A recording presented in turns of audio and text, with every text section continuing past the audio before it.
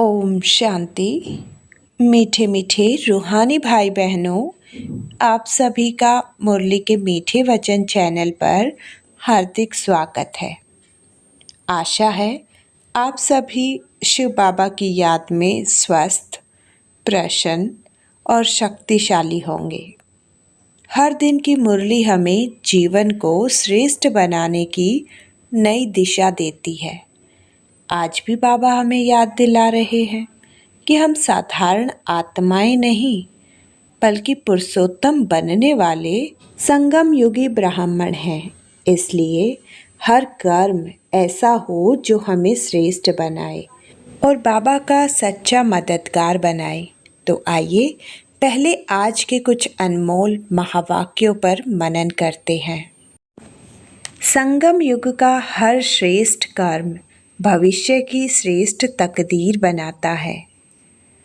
बाबा का सच्चा मददगार वही है जो याद और पवित्रता का बल जमा करता है। श्रीमत की लगाम मजबूत हो तो मन कभी भटक नहीं सकता। रूहानियत, रुहाब और रहम दिल, यही संपूर्णता की पहचान है। बाबा कहते हैं, एक कमजोरी अनेक विशेषताओं को कमजोर कर देती है, इसलिए हर कदम पर सावधान रहो। तो आइए प्रेम से सुनते हैं 7 अगस्त 2026 की अमृतवाणी।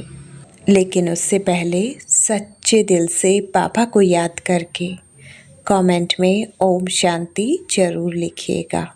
और अगर आप चाहते हो बाबा की मुरली हर रोज़ सुनना, तो चैनल को सब्सक्राइब जरूर कीजिएगा। मीठे बच्चे, अब तक जो कुछ पढ़ा है उसे भूल एक बाप को याद करो। प्रश्न, भारत पर सतयुगी स्वराज्य स्थापन करने के लिए कौन सा बल चाहिए? उत्तर, पवित्रता का बल। तुम सर्वशक्तिमान बाप से योग लगाकर पवित्र बनते हो। यह पवित्रता का ही बल है जिससे सतयुगी स्वराज्य की स्थापना होती है। इसमें लड़ाई आदि की कोई बात नहीं। ज्ञान और योग बल ही पावन दुनिया का मालिक बना देता है। इसी बल से एक मत की स्थापना हो जाती है। गीत। आखिर वह दिन आया आज। ओम शांति। बच्चों ने गीत सुना। यह गीत कोई अपना बनाया हुआ नहीं है। जैसे और वेदों शास्त्रों का सार समझाया जा रहा है, वैसे यह भी जो गीत बनाए हैं उनका भी सार समझाते हैं। बच्चे जानते हैं कि खिवैया व बागवान व सद्गति दाता एक ही बाप है। भक्ति करते हैं जीवन मुक्ति के लिए, परंतु जीवन मुक्ति व सद्गति दाता एक भगवान है। उसका अर्थ बच्चे ही समझ सकते हैं, मनुष्य नहीं समझते हैं। सद्गति अर्थात दुख से छुड़ाकर शांति की प्राप्ति कराते हैं। भारतवासी बच्चे जानते हैं कि यहाँ पवित्रता सुख शांति थी, जबकि इन लक्ष्मी नारायण का राज्य था। राधे कृष्ण का राज्य नहीं कह सकते। वास्तव में माताओं की हम जीन्स राधे है। उनको जास्ती प्यार करना चाहिए। फिर भी श्री कृष्ण को बहुत प्यार करते हैं, झूले में झुलाते हैं। श्री कृष्ण की जन्माष्टमी भी मनाते हैं, राधे की जयंती नहीं मनाते हैं। वास्तव में मनाना चाहिए दोनों का। समझ तो कुछ है नहीं। उन्हों की जीवन कहानी को तो कोई जानते नहीं। बाप आकर अपनी और सबकी जीवन कहानी सुनाते हैं। मनुष्य कहते भी हैं शिव परमात्मा नमः, परंतु उनकी जीवन कहानी को नहीं जानते। मनुष्य की जीवन कहानी को हिस्ट्री, जियोग्राफी कहा जाता है। दुनिया की हिस्ट्री जियोग्राफी तो गाई जाती है ना। कितने इलाके पर राज्य करते थे, कितनी जमीन पर राज्य करते थे, कैसे राज्य किया, फिर वह कहाँ गए, यह बातें कोई नहीं जानते।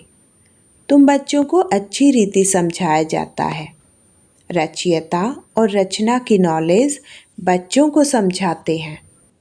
तुम बच्चों को मालूम पड़ गया है कि बरोबर अब कलयुग का अंत है और सतयुग का आदि है। संगम पर ही परमपिता परमात्मा आकर मनुष्य को पतित से पावन देवता बनाते हैं, उत्तम पुरुष अथवा पुरुषोत्तम बनाते हैं, क्योंकि इस समय के मनुष्य उत्तम नहीं है, कनिष्ठ है। उत्तम, मध्यम, कनिष्ठ, सतो रजो तमो होते हैं। जो अच्छी तरह ज्ञान सुनेंगे उनको सतोगुणी कहेंगे, जो थोड़ा सुनेंगे उनको रजोगुणी कहेंगे, जो सुनते ही नहीं उनको तमोगुणी कहेंगे। पढ़ाई में भी ऐसा होता है। तुम बच्चों को सतो प्रधान पढ़ाई चाहिए, इसलिए सतो प्रधान लक्ष्मी नारायण बनने का तुमको ज्ञान दिया जाता है। नर से नारायण, नारी से लक्ष्मी बनना है। गीता के लिए भी तुम कहते हो कि यह है सच्ची गीता। तुम लिख भी सकते हो, यह है सच्ची गीता पाठशाला, अर्थात सत्यनारायण बनने की कथा अथवा सच्ची अमर कथा, सच्ची तीजरी की कथा। चित्र तो सब तुम्हारे पास है, इनमें सारा ज्ञान है। तुम बच्चे अब प्रतिज्ञा करते हो कि हम प्रजापिता ब्रह्म कुमार कुमारियाँ भारत को सतो प्रधान स्वर्ग बनाकर छोड़ेंगे। तुमको इतला खबर करनी है। गांधी जी भी पावन राज्य चाहते थे, तो जरूर अब पतित राज्य है। यह कोई समझ नहीं सकते कि हम खुद पतित हैं। रावण है 5 विकार। कहते हैं राम राज्य चाहिए, तो जरूर आसुरी संप्रदाय ठहरे ना, परंतु यह किसी की बुद्धि में नहीं आता है।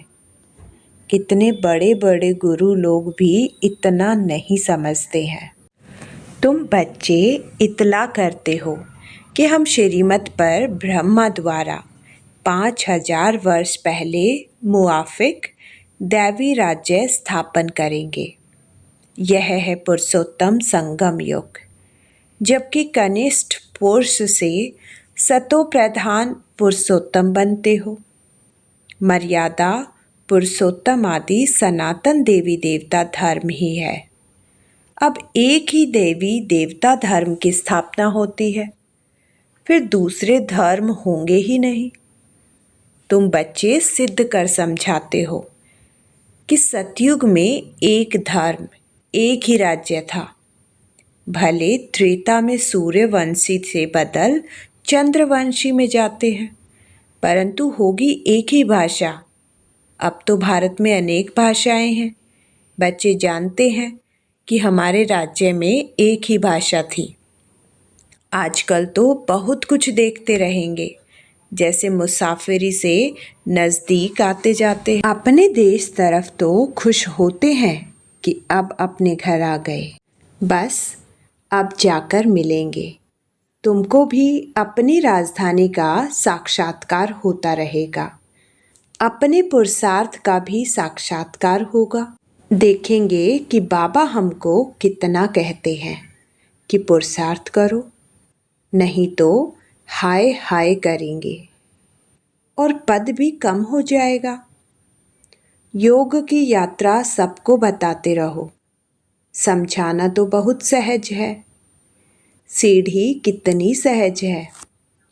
जो देरी से आते हैं उनको दिन प्रतिदिन सहज ज्ञान मिलता है। 1 हफ्ता समझने से ही सहज समझ जाएंगे। चित्र ऐसे बने हुए हैं जिनमें एक्यूरेट समझानी है। 84 जन्मों का चक्र बिल्कुल ठीक है। यह भारतवासियों के लिए है। तुम बच्चों की बुद्धि में सारा ज्ञान है। तुम जानते हो कि पतित पावन सद्गति दाता शिव बाबा की मत पर हम फिर से सहज राज योग बल से अपने तन मन धन से भारत को स्वर्ग बनाते हैं। दूसरे कोई का हम नहीं लगाते हैं, अपने ही तन मन धन से सेवा करते हैं। जितना जो करेंगे वह अपने भविष्य के लिए बनाते हैं। तुम ही घर के भाती हो, तुम्हारे से ही बाबा सतयोगी स्वराज्य स्थापन करा रहे हैं। खर्चा भी तुम ही करेंगे, तुम्हारा कोई जास्ती खर्चा नहीं है। तुमको सिर्फ शिव बाबा को याद करना है। कन्याओं को क्या खर्चा करना है? उनके पास कुछ है क्या? बाबा बच्चों से क्या फी लेंगे? कुछ भी नहीं। स्कूलों में तो पहले फीस की बात करते हैं, वहाँ कितना पढ़ाई में खर्चा होता है। यहाँ तो शिव बाबा बच्चों से कैसे पैसे लेंगे? शिव बाबा को अपना घर थोड़े ही बनाना है जो पैसा लेंगे। तुम बच्चों को भविष्य स्वर्ग में जाकर हीरे जवाहरातों के महल बनाने हैं। इसलिए तुम यहाँ जो करते हो उसका रिटर्न भविष्य में तुमको महल मिल जाता है। यह बड़ी समझने की बातें हैं। जितना जो तन मन धन से सेवा करेंगे वह ऐसा वहाँ पाएंगे। कॉलेज व हॉस्पिटल बनाते हैं, 10 लाख 20 लाख लगाने पड़ते हैं। यहाँ तो इतना खर्चा नहीं लगता। छोटे से मकान में रूहानी कॉलेज कम हॉस्पिटल बनाते हैं। पांडवों का आदिपति कौन था? उन्होंने तो श्री कृष्ण का नाम लिख दिया है। वास्तव में निराकार भगवान तुमको श्रीमत देने वाला भगवान है। बाकी तो सब है रावण की मत पर, रावण राज्य में। रावण की मत पर कितने डर्टी बन पड़े हैं। अब यही सृष्टि पुरानी वही नई बनती है। सृष्टि में भारत ही था। भारत नया, भारत पुराना कहेंगे। नया भारत तो स्वर्ग था, फिर भारत पुराना है तो नर्क है। इनको कहा जाता है रौरव नर्क। मनुष्य की ही बात है। यहाँ सुख का नाम निशान नहीं है। यह कोई सुख थोड़ी ही है। सन्यासी भी कहते हैं इस समय का सुख काग विष्ठा समान है। इसलिए वह गृहस्थ व्यवहार को छोड़ देते हैं। वह स्वर्ग व सतयुग की स्थापना कर न सके। श्री कृष्ण पुरी तो परमात्मा ही स्थापन करते हैं। श्री कृष्ण की आत्मा और शरीर दोनों सतो प्रधान थे। इसलिए श्री कृष्ण को बहुत प्यार करते हैं, क्योंकि पवित्र है ना। गाया भी जाता है छोटा बच्चा ब्रह्म ज्ञानी समान है। छोटे बच्चों को विकारों का पता नहीं रहता। सन्यासियों को फिर भी पता है। बच्चा तो जन्म से ही महात्मा है। बच्चों को तो पवित्र फूल कहा जाता है। नंबर 1 फूल है श्री कृष्ण। स्वर्ग नई दुनिया का पहला प्रिंस। जन्म लिया तो कहेंगे फर्स्ट प्रिंस। श्री कृष्ण को तो सब याद करते हैं कि श्री कृष्ण जैसा बच्चा मिले। अब बाप कहते हैं कि जो बनना है सो बनो। सिर्फ एक श्री कृष्ण थोड़े ही बनता है। प्रिंस ऑफ वेल्स कितने बनते हैं? सेकंड थर्ड होते हैं ना। तो यहाँ भी डिनाइसिटी है। बाप के पिछाड़ी फिर दूसरे गद्दी पर बैठेंगे। जैसे घराने होते हैं वैसे यह घराना है। तुम्हारा कनेक्शन ही क्रिश्चियन से है। श्री कृष्ण और क्रिश्चियन दोनों की एक ही राशि है। लेन देन भी आपस में बहुत चलती है। भारत से वह कितना धन ले गए हैं, अब फिर दे रहे हैं। रिटर्न सर्विस कर रहे हैं। यह यूरोपवासी आपस में लड़कर खत्म हो जाएंगे। इस पर कहानी भी है। 2 बिल्ले लड़े, बीच में माखन बंदर खा गया। यह बात अभी की है। वह आपस में लड़ेंगे और राज्य भाग्य तुमको मिलना है। अब तुम बच्चों को अथाह ज्ञान है। तुम बच्चों की बुद्धि में है कि हम सब ब्रह्म कुमार कुमारियाँ हैं। ऐसे नहीं कि हम गुजराती हैं, हम बंगाली हैं, यह है नहीं। यह मतभेद भी निकल जाना चाहिए। हम एक बाप की संतान हैं। ब्रह्मा द्वारा शिव बाबा की श्रीमत पर फिर से हम अपना स्वराज्य स्थापन कर रहे हैं, ज्ञान और योग बल से। योग बल से ही हम पावन बनते हैं। बाप है सर्वशक्तिमान, उनसे बल मिलता है। तुम विश्व की बादशाही लेते हो, लड़ाई आदि इसमें कुछ नहीं करते हो। सारा पवित्रता का बल है। कहते भी हैं कि आकर पतित से पावन बनाओ, तो याद का ही बल है। ऐसे नहीं कि वहाँ उल्टे धंधे में जाकर सब भूल जाए। यहाँ सम्मुख तो ज्ञान सागर की लहरें देखते रहते हैं।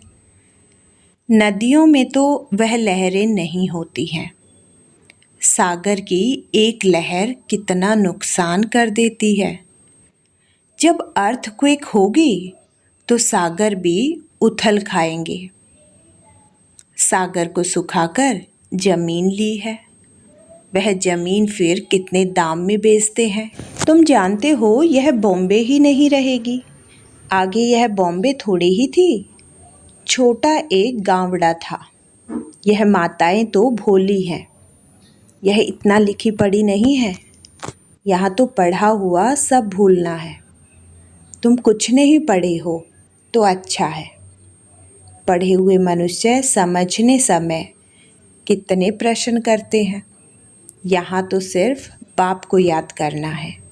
किसी देहधारी मनुष्य को याद करने की बात नहीं है। महिमा है ही एक बेहद के बाप की। तुम जानते हो कि ऊंचे ते ऊंचा है एक भगवान, फिर सेकंड नंबर में ब्रह्मा। उनसे ऊंचा कोई होता नहीं। इससे बड़ी आसामी कोई नहीं। परंतु चलते देखो कितना साधारण है। कैसे साधारण रीति बच्चों से बैठते हैं।